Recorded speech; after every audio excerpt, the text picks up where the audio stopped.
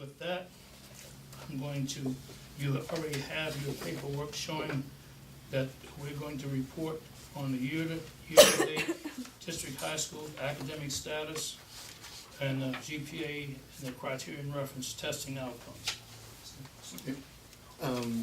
Just for the second thing before you sit down, Mr. President, is that one of the things that I want to give to pass out is tonight is the night that we do the CEO's third and last review as the CEO.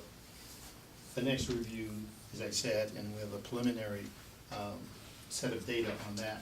The review will be on the CEO's academic teams. Now that's the CEO, his chief of A, B, and C, his deputy chiefs of D, E, and F, the principals in each building, his assistant or vice principals in each building, and ultimately the list of the people who work under the principal. Because the issue is this: who's teaching reading? This is just transparency. We can't hold them accountable. That is the CEO's responsibility. It's the principal's responsibility. But it does need to be in the community. Who's doing it? Who's not doing it? How much do they make? Which building they're in? And what's the letter grade that they're getting in the thing that we're going to focus on the most? Two things. The AMO, which is the annual measurable objective that's set by the state, and that is a norm reference test. So I won't bore you with all the details on that. If you want it, we have a document over here that compares norm reference to criterion reference. Criterion is what the teacher does in the classroom. The instructions that the teacher gives the child. The effectiveness of the instructions. The effectiveness of the child's ability to understand the instructions that they've been given.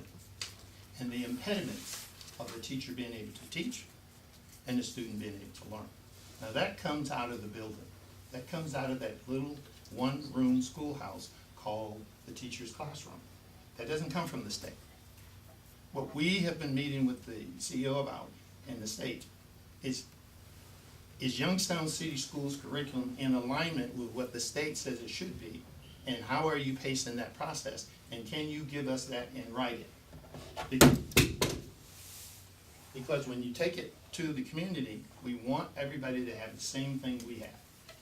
It's about as transparent. I think it's part of his team's here tonight, and they'll tell you, we ask for paperwork. We want documentation, because if you lie to us, it's okay.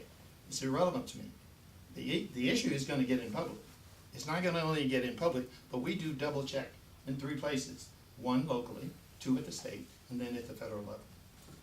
And let me just, the man that introduced me is our Civil Rights Chair.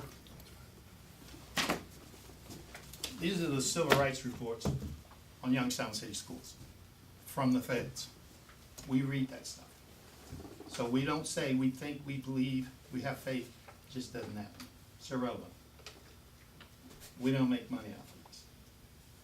They can't pay me enough money to work for this. But this is about these children.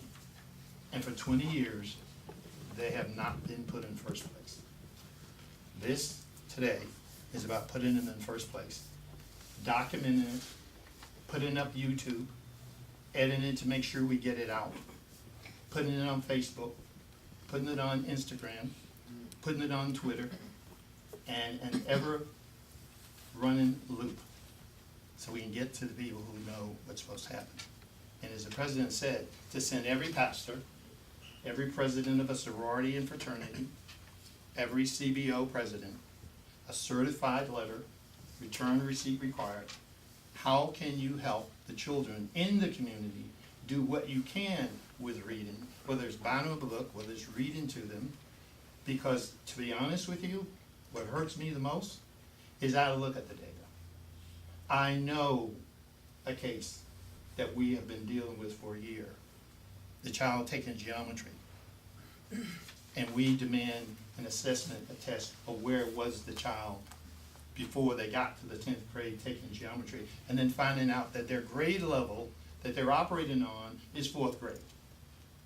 Now I understand the teacher having some difficulty teaching geometry if the child's math skills are at a 4th grade level. See, we as a community have to know that, because otherwise we just think the teacher's slacking. That would be the first impression.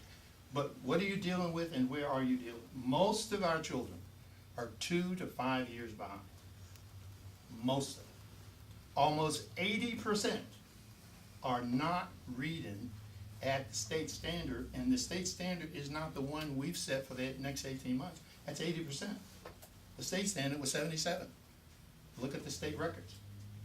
So if we don't set high standards in the community, whether we're reading from whatever, our constitutions for our groups, our Bibles from our churches, our Torahs from our synagogues, our Qurans from its, if we're not teaching them to read that stuff, and then go to a thesaurus, go to a dictionary to understand what they just read, then they will not be able to comprehend it. They will not be able to discern, and they will not be able to apply it. And then what you get is a 49% of a community with a 49% poverty level, because they can't get the job. And we know about that too. We have 15 meetings with business and the Chamber of Commerce on jobs. We put out jobs. We can put out 60 to 70 jobs a week, from minimum wage to $50,000 a year. And we had some people who didn't want to participate. And all we were asking them to do was to pass the jobs on to the people in your circle of influence. Not for us, but for the community. So, Mr. President, you want to read the letter grade? If there are questions, we can I'll go through the details. But we want to make sure we get this on record. Or if you want, I can go through it. You could read it while you're there. So let me just go through this, because it's going to become an issue. And as I have said to all those who have said to me, who are upset about our issuing a review, is not a report, it is a review of our constructive engagement in these particular areas, not in the area that you may be concerned about. That's not our issue. We understand what our priorities are. So in open lines of communication, he gets an A. In setting the right priorities for our children, he gets an A. In terms of the AMO on this past year, he gets an F. In terms of the GPA, in terms of the criterion reference material that we are introducing, because it reflects the education of our children. We're no longer on the outskirts of these issues. If you look at our first and second, you will see, and you will get all 3 of the reports so you can compare and contrast. He gets an F on the AMO, he gets a C on GPA, and you will be able to see the GPAs, the grade point averages, and we have that documentation for you. We have it for you by the district. We have it for you by the high schools. We have it to you by race, and we have it for you by gender. We want you to have what we have, and you can have it tonight. In the area of addressing the civil rights issues, there's a B, because there are some issues that are still outstanding, and they're only outstanding because we're having to work through them. And the state has to approve certain things that he does. When he does them, we have to wait until the state reviews it, gets back with an approval, because we only want to deal with it when it's been approved. That's the reason for putting together a task force, and that task force is some of the task force members that are here tonight. That's reviewing the material. The next meeting is Tuesday the 16th. Anyone that would like to be a part of the task force, you have one responsibility. There's about 300 pages of information, and you need to read every single page to be on the task force, because we go by what the feds say, what the states say, and not what we think. Those are the things that are in place. Mr. Wilson, what was that grade again? That's a B. 3 of the A areas, it's a B. 3 of the things have already been resolved, and 4 are in process. Retention of kindergartners, that is still whole, so it's still at an A. The timely response to public requests for information is at 100% complete, so that's an A. The implementation of his strategic plan is an incomplete.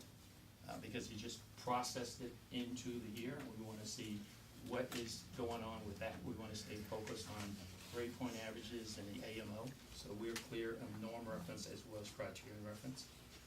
The hiring of the best academic practitioners for underperforming schools. He has hired, East was our first concern. He has hired a turnaround person there. We're waiting for that to take place. The next grade is due in the school year at the end of 17-18. That's a C. In overall staffing, and for those of you who are concerned about how many staff there are, what the race of those staff are, which ones are certified, which ones are not certified, we have that report here tonight as well. We've been working on that for some time. So in that area, it's a C, because there's a detail that we're looking for that we have not yet worked out. In terms of the MBE, which Mr. Brown has to lead on, his team has to lead on in terms of economic development, the district gets a D, because last year there was 1 minority contractor and 7 non-minority contractors. This particular year, there are 2 minority contractors and there are 10 non-minority. So that's an area that Mr. Brown has to lead on with the president in terms of economic development. He is a certified minority business enterprise person. He's going to be working with the group down at YDI, is it YDI? Because that's one of their main, if you look at the Business Journal, this particular month, that's on the front page of the Business Journal, what they're doing in that area. So we are involved in, quote, what kind of contracts there are, who has the contract, why do they have them, and why can't some of those be elected in our system. In terms of East High School, he gets a C, and for these reasons. The quality of the newly hired principal, who has not yet performed, but background-wise says that she should be able to do the job. But more importantly is the reconstitution of the school and the GPA improvement, overall improvement of the school. Now, all of that is available to you tonight. So before you leave, we can give it to you. In terms of the graduation quality, if you look at the first and second review, the second review, we had a lengthy discussion in July of this year, because we wanted to wait until certain things are done. In that particular area is an F. And part of the problem here is that we're going to be dealing with how to disaggregate through the AMO our grading process by group. Because in the AMO, which is issued by the state, literally you get it by group, you get it by disability, and at this stage of the game, the group with the highest graduation rate happens to be students with disability. So we have to kind of work through that with the task force, because if that is the case, you then have to look at the kids who are not disabled and look at that particular score, and you may need to have 2 different scores, because the kids with disabilities do not have to always have, at some point in time of taking the test, they may be exempt from taking the test. So you would have a higher graduation rate, even though they may not have the qualifications of the students who are non-disabled students. So in all of those areas, now I would say to you, and I have this discussion with everyone that has an issue with our review, put together a list of what your priorities are. Go to your computer and type it up. Hold a press conference or hold a group meeting and issue your own report, your own review, whatever you want to call it. That's not what we're doing. We're working on things that local redress, state legal redress, and national redress are working through with us as to how to best help our children in terms of the system, not individual schools or individual principals, but what do we see and how do we assign it and how do we justify it and do it publicly. So it can be debated, that's not the issue. But I'm still waiting for someone to come to me with a review and say, these are my areas, and I'm willing to put them up against yours, and we'll do this. So I debate those issues, but at the end of the day, our stand on our constructive engagement Whether we like everything or not is not the issue. At the end of the day, the tangibility of the grade point average, because the grade point average, which is criteria and reference based, goes to the integrity of the classroom teacher. Because the classroom teacher is in charge of that classroom. It's not the state. It is that curriculum that the teacher is teaching. Now, there are variables, but those variables have to be taken into account based upon whether or not that teacher got the support they needed in a timely manner. So, having done this before in a district with 130,000 students, yeah, it works. It just means that you have to sit down and work through the system issues that are in place, and you get that information. So, with that, I will make these available. There may not be enough, so I would ask that any members of our team, because you can get it by email, if there's not enough for all of you, if you would pass it to them, please. If there's not enough for all of you, then I can email it to you tonight, so that you can have access to it. But it's very important. The other information that I'm gonna pass out, the F that you heard me mention in terms of gap is basically the state. The other piece are the grade point averages by high school, by race, is all in this particular paperwork, so if you pass that